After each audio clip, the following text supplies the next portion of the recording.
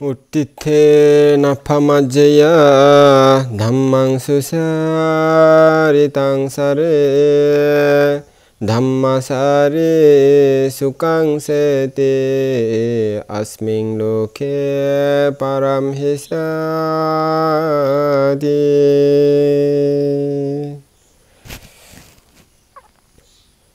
শ্রদ্ধাবান উপাসক উপাসিকাগণ,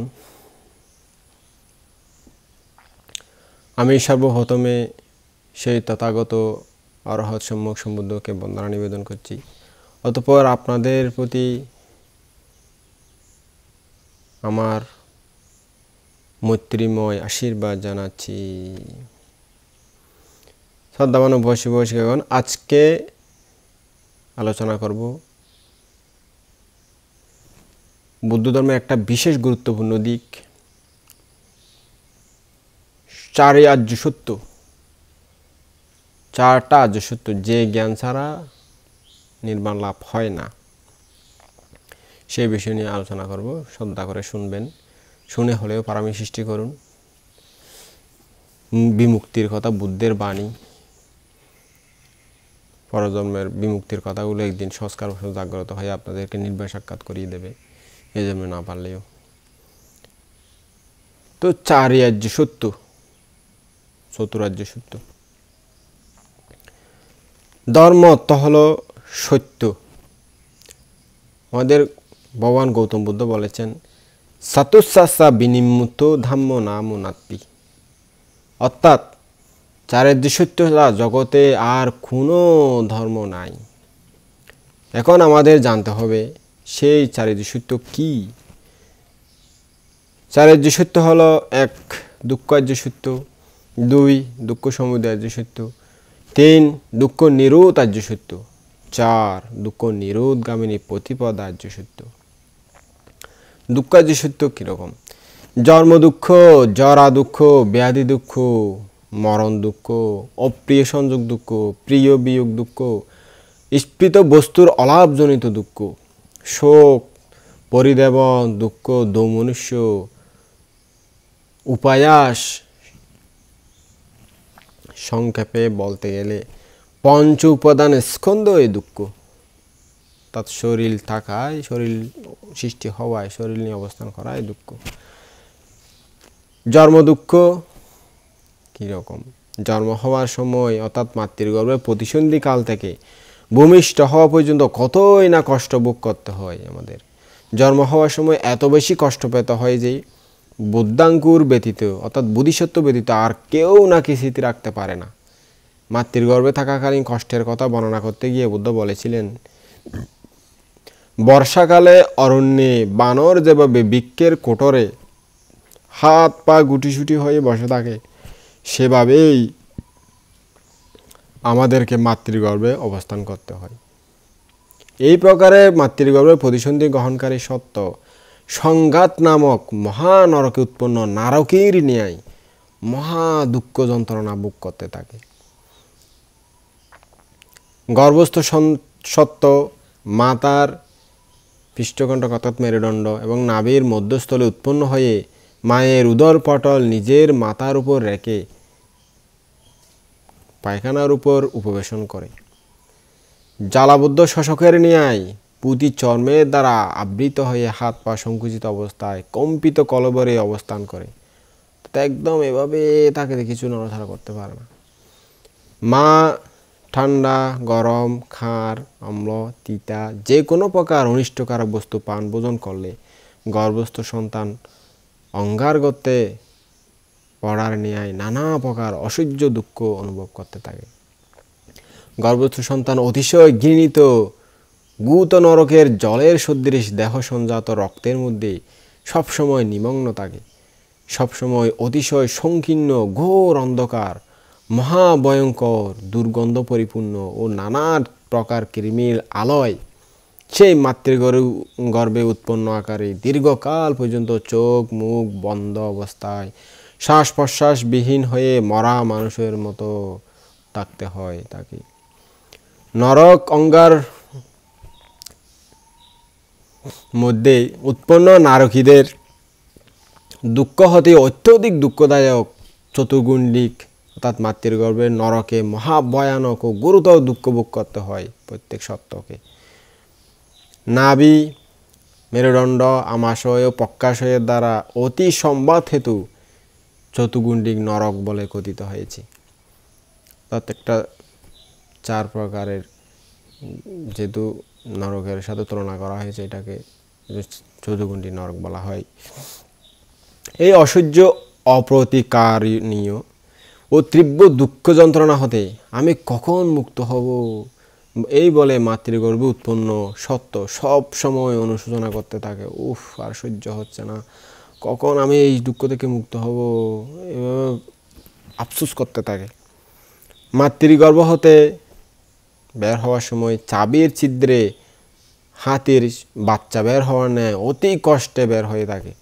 কুশল কর্মের প্রভাবে অপায় দুঃখ থেকে মুক্ত হয়ে যারা স্বর্গ সুখ ভোগ করেছে, তাদের পক্ষে এই গর্ভগ্রহণমূলক দুঃখ অসহ্য হয়ে থাকে, সেই কারণেও কাঁদে। কাজেই তারা কি প্রকারে অনন্ত যন্ত্রণাদায়ক নরক যন্ত্রণা সহ্য করবে, একবার ভেবে দেখুন তো। তাই বলা হয়েছে, সাদ্দাম্মা সাবানাং সাব্বি আলাদ্ধা সাঙ্গামাং চিরাং আনুভূতাং ভাবে দুঃখাং অনন্তাং জাতি কারণান্তি। অর্থাৎ সদ্ধর্ম শ্রবণ ও বুদ্ধ আদি সৎপুরুষ সংস্রব লাভ না করলে সুদীর্ঘকাল পর্যন্ত জন্ম জন্মান্তর গ্রহণের কারণে অনন্ত দুঃখ যন্ত্রণা ভোগ করতে হয় সকলকে। লোভাদি ক্লেশ ধর্মের দ্বারা যারা রঞ্জিত ও সংশ্লিষ্ট হবে, ভব হতে ভবান্তরে তাদের জন্মগ্রহণ হয়ে থাকে। জন্মগ্রহণ করলে সমস্ত সংসার বয়সে তার নিকট পৌঁছে থাকে, তাকে ঘিরে ধরে, তাকে আঁকড়িয়ে ধরে। সেই হেতুতে বলা হয়েছে, সংসারিত্বা চিরাং কালাং অনন্তে জাতি সাগরে কোপমাজ্জেয়া ধাম্মেষু লাদ্ধা কিচ্চে নিমাং ঋণাং। অর্থাৎ অনন্ত জন্মগ্রহণ রূপ জাতি সাগরে চ্যুতি প্রতিসন্ধি বসে বহুকাল সঞ্চরণ করে অতি কষ্টে লব্ধ এই মানব জন্মে কুশল পুণ্য সম্পাদন কর্ম করতে কোন জ্ঞান ব্যক্তি প্রমাদিত হবে? মাথায় আগুন ধরলে, অর্থাৎ সে আগুন নিবানোর জন্য যেমন চেষ্টা করতে হয়, সেরূপ জলবুদ্ভুত অস্থায়ী মানব জীবনে প্রমত্ত না হয়ে নিজের পারলৌকিক সুখের নিদান দানশীল সমত বিদর্শন অচিরেই সযত্নে সম্পাদন করা প্রত্যেক জ্ঞানী ব্যক্তির কর্তব্য। কর্মের দ্বারা সিদ্ধ একমাত্র জন্মগ্রহণই ইহ পারলৌকিক জন্ম জরাদি বহু দুঃখ উৎপাদনের হেতু হয়ে থাকে। যে জন্মগ্রহণে চক্রবর্তী সুখ ও দেবেন্দ্র সুখ লাভ করেও পুনঃ দরিদ্র হয়ে গরিব কুলে নিকৃষ্ট কুলে জন্মগ্রহণ করতে হয়, সেই জন্মগ্রহণ হতে মুক্তি লাভের জন্য নির্বাণের অনুসন্ধান করা উচিত নয় কি? উপাসক-উপাসিকা, আপনারা চিন্তা করে দেখুন তো। অর্থাৎ মানবের এই জন্মগ্রহণ প্রবাহে পড়ে এক একবার চক্রবর্তী রাজা ও শক্র দেবরাজ ইন্দ্র হয়ে অত্যধিক সুখের অধিকারী হয়, আবার ভিক্ষার জুলি গ্রহণ করে পরদারে ভিক্ষাবৃত্তির দ্বারা জীবনযাপনকারী দরিদ্রের ঘরে জন্মগ্রহণ করে থাকে কর্মের নিগূঢ় সংস্কারের গুণে। কেবল ইহা কেন, তির্যক অসুর প্রেতকুলেও এমনকি গুরুতর দুঃখপূর্ণ নরকে পর্যন্ত উৎপন্ন হয়ে অনন্তকাল ধরে দুঃখ যন্ত্রণা ভোগ করতে থাকে। ইহার একমাত্র মুখ্য কারণ জাতি, অর্থাৎ জন্মগ্রহণ করলে এই দুঃখ থেকে মুক্তির উপায় নাই। যেখানেই জন্মগ্রহণ করুন না কেন, জন্ম থাকলে এই কখন কোথায় জন্ম হবে কি জানি, দুঃখ এসে জড়িয়ে ধরবে। তাই মহাজ্ঞানী যারা পণ্ডিত ছিলেন, মহাপুরুষ ছিলেন, তারা বলে গেছেন, দুঃখং তিরস্যেষু কাসাপাতো দাদান্দা বিগাতাদি বাবাঙ্গনেকাং ইয়াং তাং কাতাং তত্তবেয়া জাতিং বিনা তাহিং জাতি তাতোপি দুঃখাতি। অর্থাৎ তির্যক জাতিতে জন্মগ্রহণ করলে কষা, প্রথত ও দণ্ড, লাঠি ছোটা নিয়ে তাড়না আদি জনিত অশেষ দুঃখ যন্ত্রণা ভোগ করতে হয়। তা কি জন্য হয়? সেখানে জন্মগ্রহণ করেছে বলে সেই যন্ত্রণা ভোগ করতে হয়। সেখানে যদি জন্ম না হতো তাহলে সেই দুঃখ তাকে আর ভোগ করতে হতো না। পেতেষু দুঃখং পানাকুপিপাসা বাতা থাপা দীপ্পাবাবাং বিচিত্তাং ইয়াসমানা জাতাস্য না তাত্তায়াতি তাস্মাপি দুঃখং মুনিজাতি মাহাতি। প্রেত কুলে জন্মগ্রহণ করলে ক্ষুধা, পিপাসা, বায়ু ও তাপাদি দ্বারা সম্ভূত অনেক প্রকার দুঃখ ভোগ করতে হয়। সেখানে জন্মগ্রহণ না করলে এই দুঃখ ভোগ করতে হতো না। তদ্হেতু মুনীন্দ্র বুদ্ধ জন্মগ্রহণ দুঃখ বলে দেশনা করে গিয়েছেন। তিনি আরো বলেছেন, তিব্বান্ধাকারে আসাইয়া হাসিতে লোকান্তারে ইয়াং আসুরে সুদুঃখাং নাতাং ভাবে তাত্তা নাস্যাতি ইয়াতো আয়াং ঝাতি তাতোপি দুঃখাতি। লোকান্তরিক নরকে উৎপন্ন হলে তীব্র অন্ধকারে ও অসহ্য শীতজনিত ভয়ানক দুঃখ পেতে হয়। আর অসুর লোকে যে সমস্ত দুঃখ আছে তৎসমস্ত তথায় জন্মগ্রহণের জন্যই ভোগ করতে হচ্ছে। সুতরাং জন্ম ধ্বংস হলে এই বিগুর দুঃখ ভোগ করতে হবে না।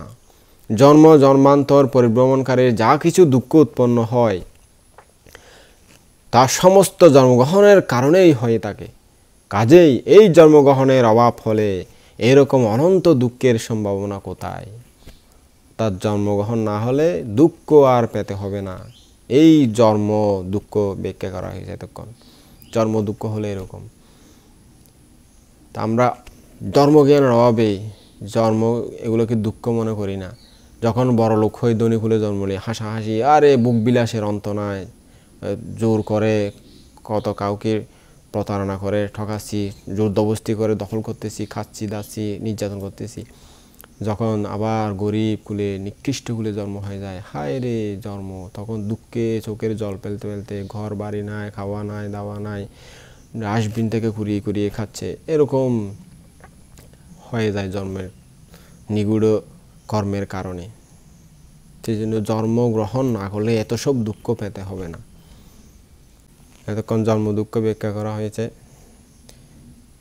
এবার জরা দুঃখ কিরকম শুনুন উপাসক উপাসিকেরা।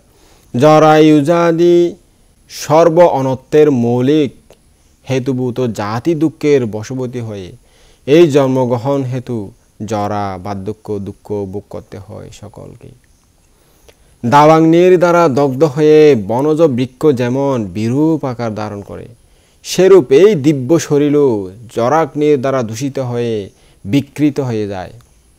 পূর্ব আকাশে লাল বর্ণ অরুণছটা দেখা দিলে সূর্যোদয় যেমন আসন্ন প্রায় বলে জানা যায়, সেরূপ জরা দেখা দিলে মরণও সমীপবর্তী হয়েছে বলে জানবে।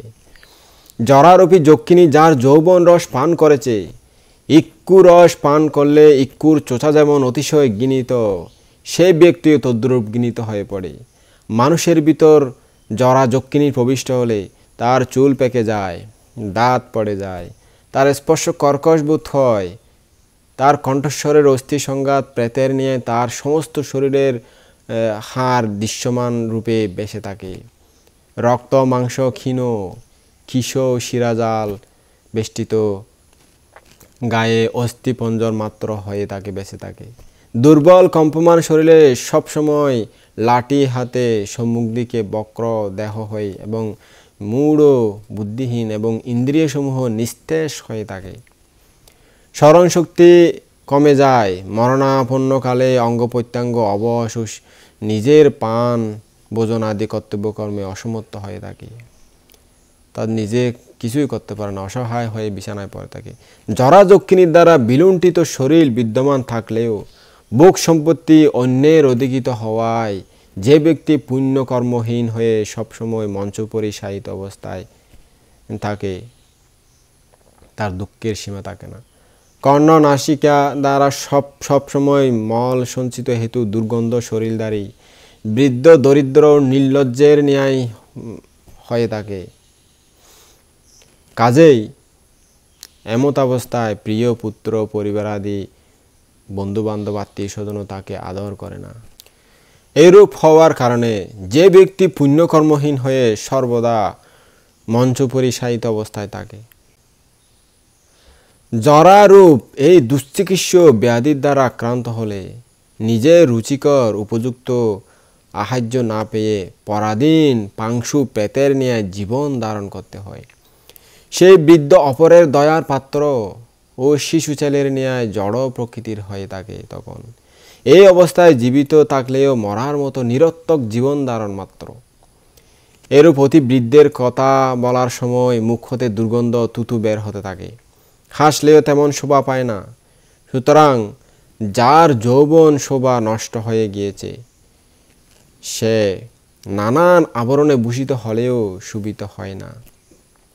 সে জরা জীর্ণ ব্যক্তিকে দেখে নিজের প্রিয় বন্ধুগণও ঘৃণা করে। সে বৃদ্ধ পরিভ্রমণকারী বিরূপ ফ্যানফিণ্ডবৎ অসার। বৃদ্ধ কথা বলতে আরম্ভ করলে অপর মানুষেরা উপহাস করে ও তার বাক্য শুনতেও তার স্পর্শিত আহার্য বস্তু বন্ধুবান্ধবরা পর্যন্ত ঘৃণা করে, আত্মীয় স্বজনরা পর্যন্ত ঘৃণা করে। এই বুড়াটা কি বিশ্রী, যা ধরেছে, এগুলা দূরে যা বুড়া, এরকম বলে। এমনকি নিজের প্রিয় পুত্রগণ পর্যন্ত বৃদ্ধকে অবজ্ঞা করে, ঘৃণা করে। সেটা তো আমরা বর্তমানে দেখতেই পাচ্ছি। একটু বৃদ্ধ হলে মা বাবাকে তাড়িয়ে দিচ্ছে, বুড়া বুড়ি, ঘরের বউ সেবা করতে চায় না, সে বুড়া, তোমার মাকে সেবা করতে পারো না। ডিজিটাল জগতে এটা অহরহ হচ্ছে, দুঃখ যন্ত্রণা। কত আদরের ছেলে যাকে পড়িয়ে লেখিয়ে মানুষ করেছে, সেই বৃদ্ধ মা বাবাকে এখন বের করে দিতেছে। কখনো তার সঙ্গে একত্রে আহার করতে ও শয়ন করতে পর্যন্ত ইচ্ছা করে না। তাই বলা হয়েছে, ফুব্বে মানা পুহুত্বানা জিন্ন ইয়ৌবানাকারানা পাচ্চা সোসাতি আত্থানো ক্ষীণাং পাতেইয়া কোবিয়া ইয়ো কান্তারোপোপি পুরে বাহুন্নাং বিরূপা দেহ পুনা সো জারায়া জিগাচ্চিতাব্য আপি বান্দাবেহি সাংবেবাটানাং নানুদাং বুদানাতি। অর্থাৎ পথিক যেমন পথের পাতেও শেষ হয়ে গেলে নানা প্রকার অনুশোচনা করে, আফসোস করে, সেরূপ পূর্ণ যৌবনকালে অতি প্রিয় পাত্র হয়েও বৃদ্ধকালে বার্ধক্য দুঃখ মুক্তির উপায়ান্তর না দেখে অনুশোচনা করতে থাকে, আফসোস করতে থাকে। যে ব্যক্তি ছেলেবেলা হতে বহুজনের খেলার পুতুলের নিয়ে প্রিয় পাত্র ছিল, তো ছোটকালে আমাকে দাও, আমাকে দাও, আমার নানা, আমার সোনায়, আমার কত আদরের, কত স্নেহের মায়া মমতা, কত বুকে জড়িয়ে, কত আদর, কত নয়ন, একজনের কুল থেকে একজনের কুলে যেতে যেতে মাটি স্পর্শ করেনি। সবাই আমাকে দাও একটু, আমি একটু কুলে নিই, আমি একটু কুলে নিই। চাচা, জ্যাঠা, খুড়া, জেঠি, পিসি, মাসি, আন্টি, দিদি সবাই আদর করেছে। সে আজ বার্ধক্যে যখন পরিণত হয়ে গেছে, যখন বুড়া হয়ে গেছে, বন্ধু বান্ধব আত্মীয় স্বজনগণের পর্যন্ত অপ্রিয় বাজন হয়ে পড়েছে। কেউ তার আর পাশে ঘেঁচতে চায় না, ভালো লাগে না বুড়া টুড়া এগুলো। ইহ পারলৌকিক বিষয়ের সূক্ষ্মদর্শী পণ্ডিতগণের মনস্তাপের অর্থাৎ চিন্তার কারণ নয় কি? এরকম অবস্থা কেউ কেউ চিন্তা করেন? এই যে দুঃখের বিষয়গুলো করে না। সই হয়তো একটা বৃদ্ধকে আমি শুনেছি, আমার একজন পরিচিত, উনি বিক্ষ অবস্থা হয়েছে। তো উনি যখন ওনার ছেলে, দুটা ছেলে ওনাকে বের করে দিয়েছে, ওনার মা বাবাকে দুজনকে বের করে দিয়েছে আর কি। তো ওনার যখন জন্ম হয়েছিল ছেলেগুলো, কত খুশি, যে আনন্দ, রে মানে খুশি আনন্দ সীমার এখানে। কাউকে মিষ্টি খাওয়াবে, কাউকে কী খাওয়াবে, হায় রে আনন্দ, খুশি, বিনোদন।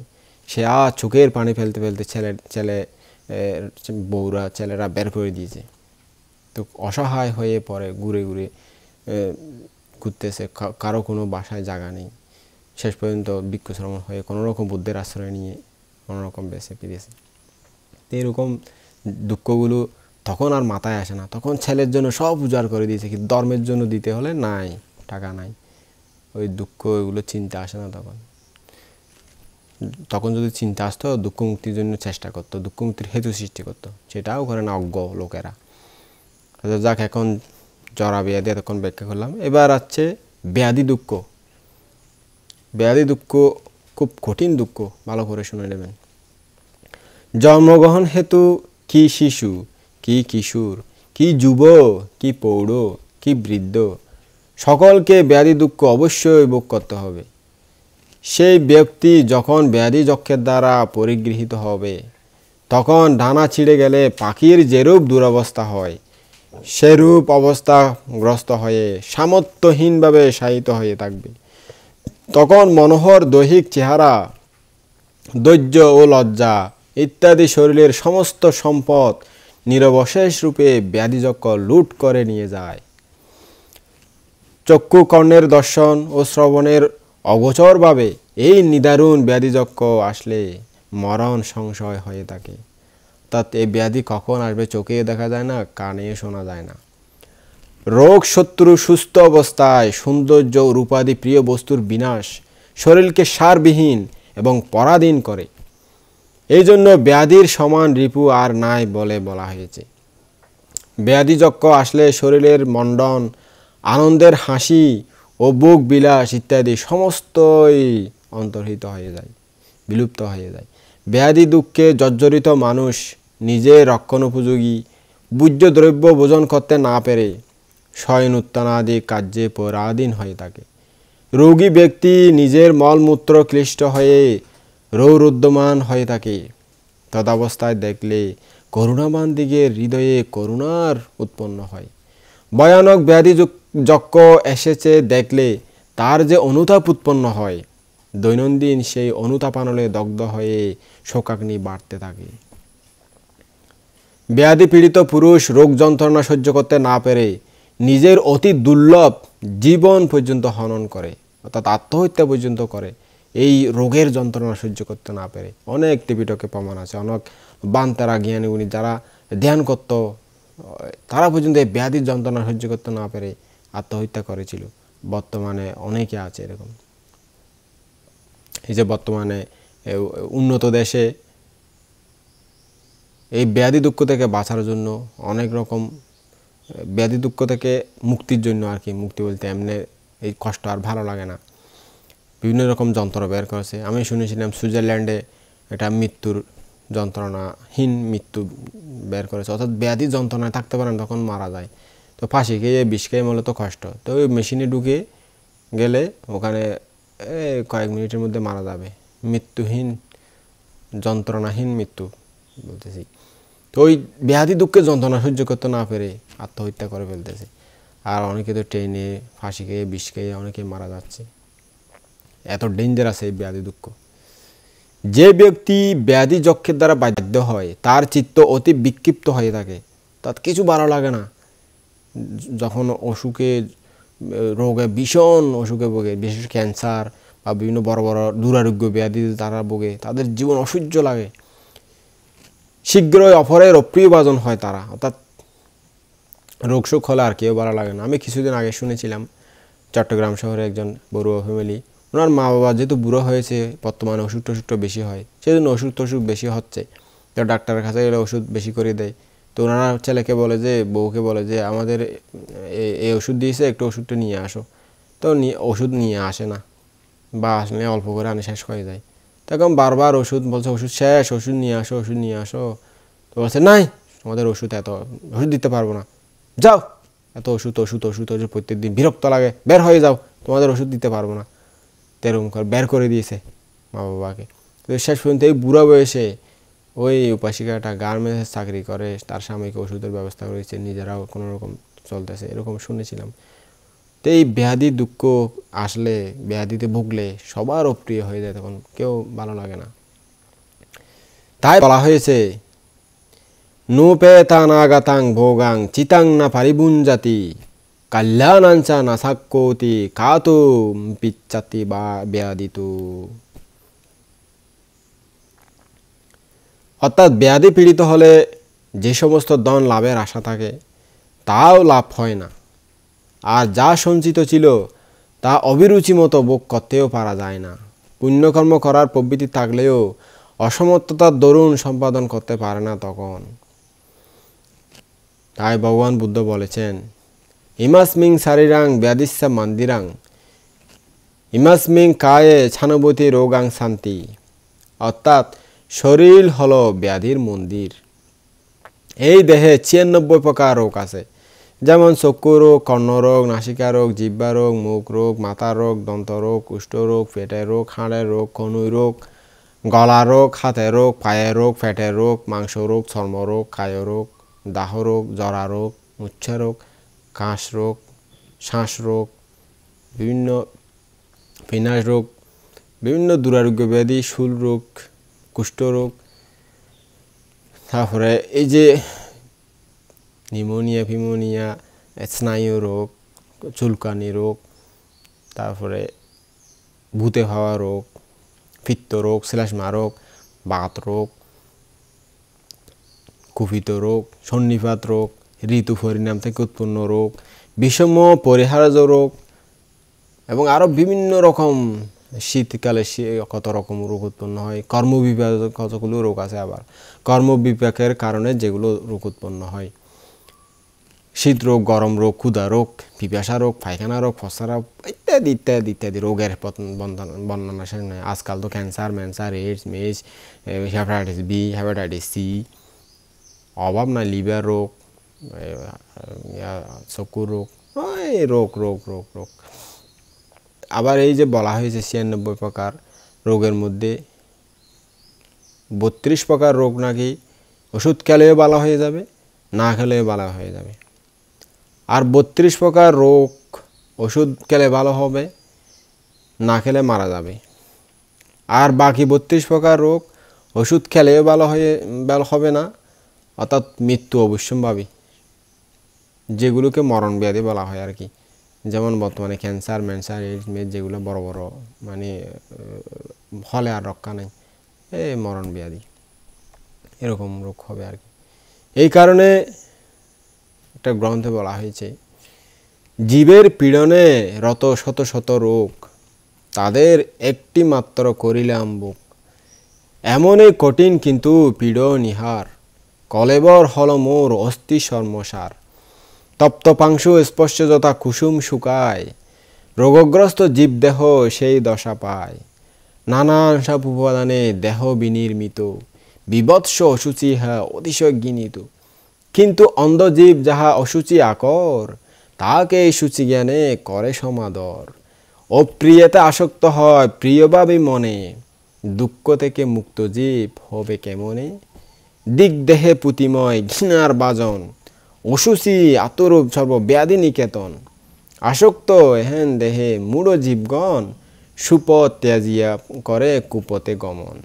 পুণ্যাত্মা দেহান্তে পুনঃজন্ম লবে যথা, দেহাসক্ত জীব কবু নাহি যায় তথা। এই রূপে ব্যাধির স্বরূপ জানতে পেরে জ্ঞানীদের কণ্ঠে উচ্চারিত হয়েছিল, কাতুং না সাক্ষতি নারো পাতিষ্ঠাং না বিভূত সাতি জীবিতে পিয়ে ব্যাধিং থামেবাং কুশালো বিদিত্বা আদিত্য শেষো বাসারেয়া দাম্যেতি।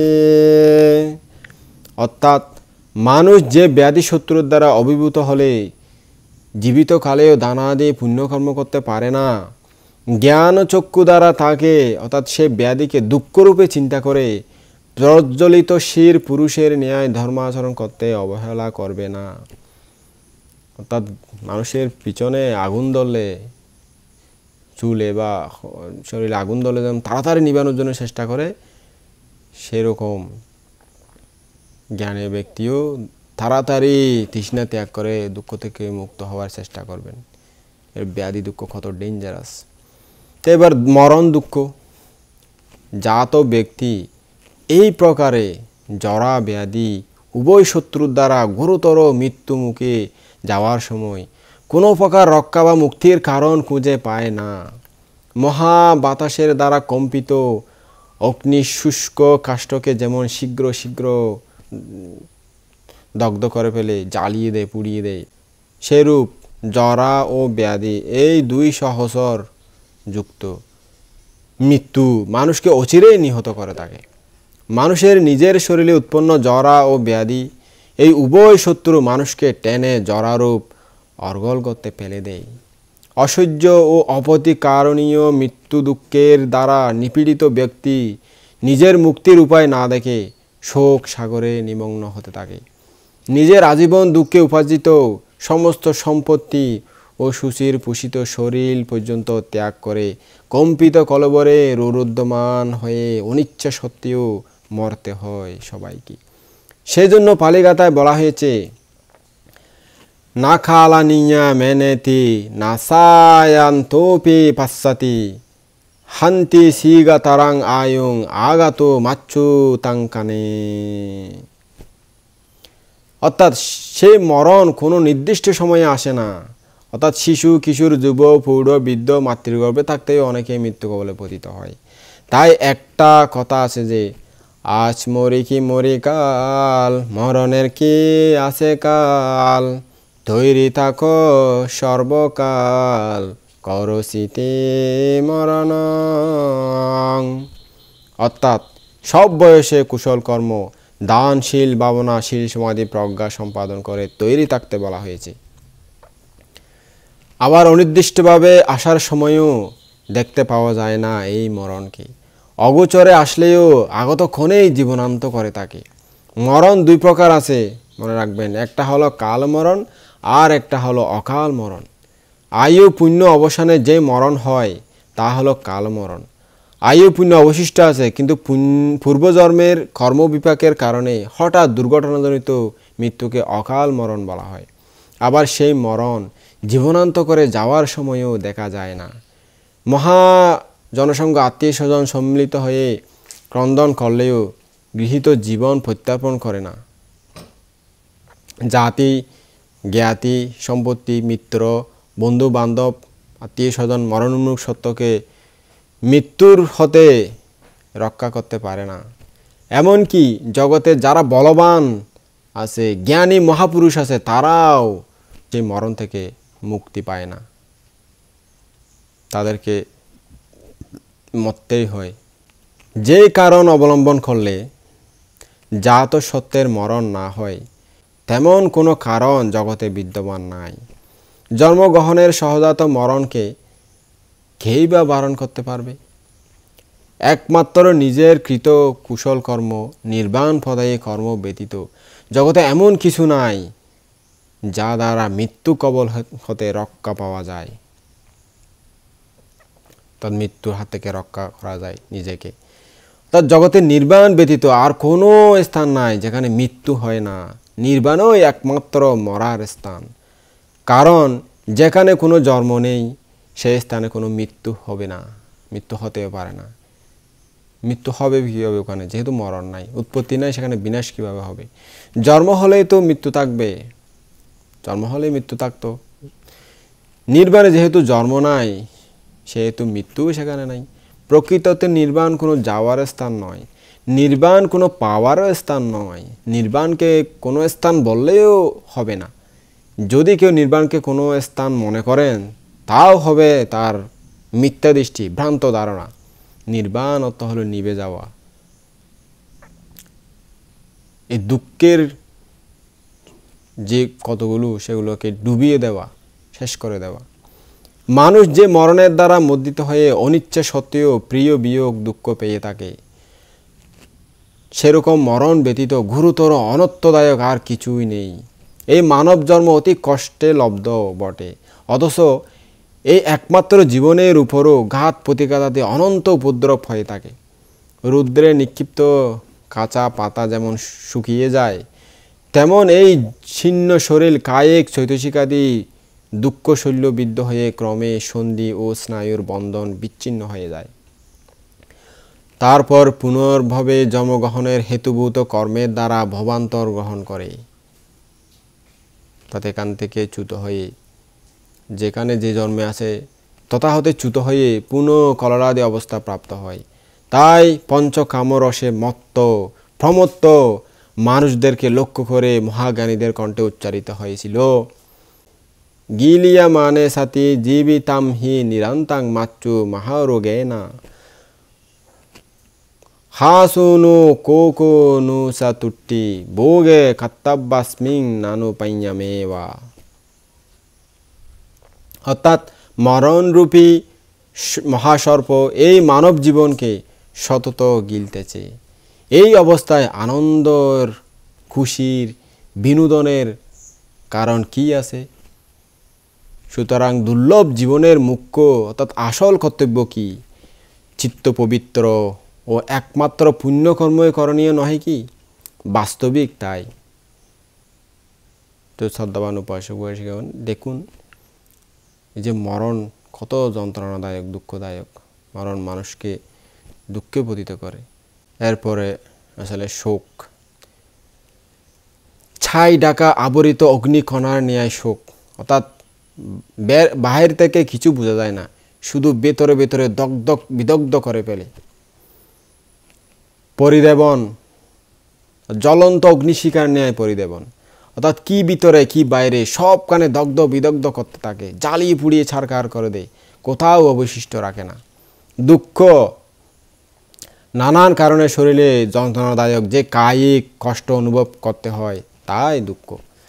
দোমনুষ্য, নানান কারণে মনে যন্ত্রণাদায়ক যে মানসিক কষ্ট অনুভব করতে হয় তাই হলো দোমনুষ্য। উপায়াস, হা হুতাশ অর্থাৎ বেদনা ভরা বুক, কান্নায় ভেঙে পড়া, অতিরিক্ত দুঃখ অনুভবের বহিঃপ্রকাশও বলা যায় সেই উপায়াসকে। এই উপায়াস যাকে ধরেছে তাই শুধু শোক করতে করতে ওই যে উপায়াস ভিতরের গুলো তুলতে তুলতে কাঁদতে থাকে। এই কাঁদা তার শেষ হয় না।